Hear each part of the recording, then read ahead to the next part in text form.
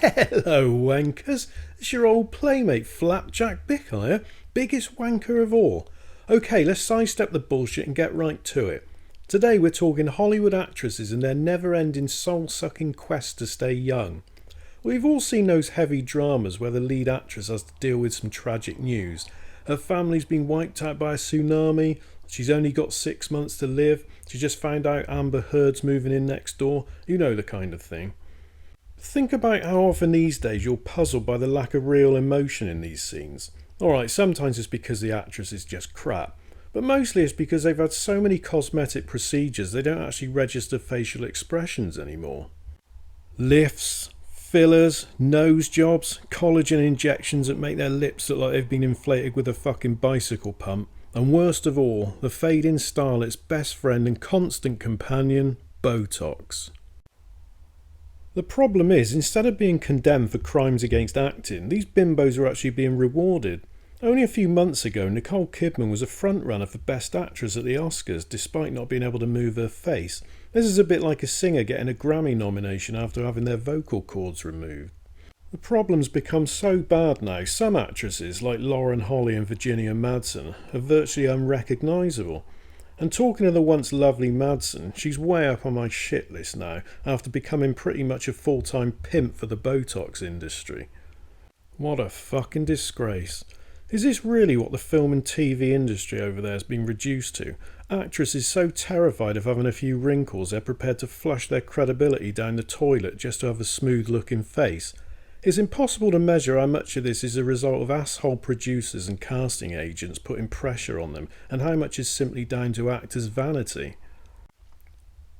Now, I do have a grain of sympathy for women who are known more for being sex symbols and less for their acting talent. Their fear of the work drying up after their looks start to fade is understandable, but this definitely does not apply to the likes of Helen Hunt, who was a very well-respected performer and certainly not a sex symbol, so what the fuck is her excuse for looking like this?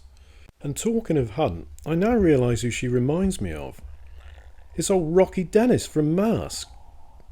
You know, I'm so friggin' tired of the whole industry pandering to this vacuous bullshit. It makes me laugh when I see airhead interviewers slobbering over the likes of Reese Witherspoon and asking dumb questions like, how do you stay looking so young, and what's your secret?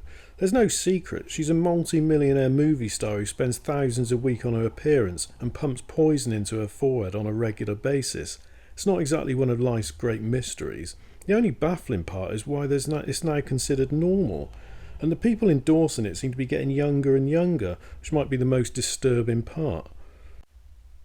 I mean, where does it all end? With Botox ghouls roaming around maternity wards offering it to newborn babies?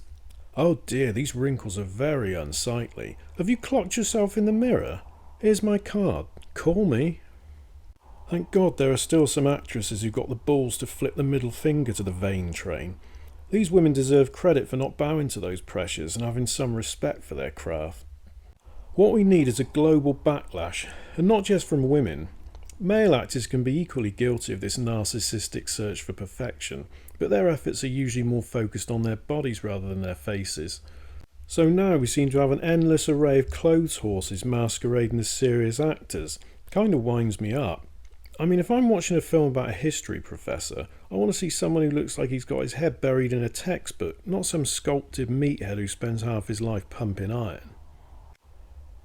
I wish all these preening fruits and frozen-faced turds could just be scooped up and dumped in some horrible daytime soap.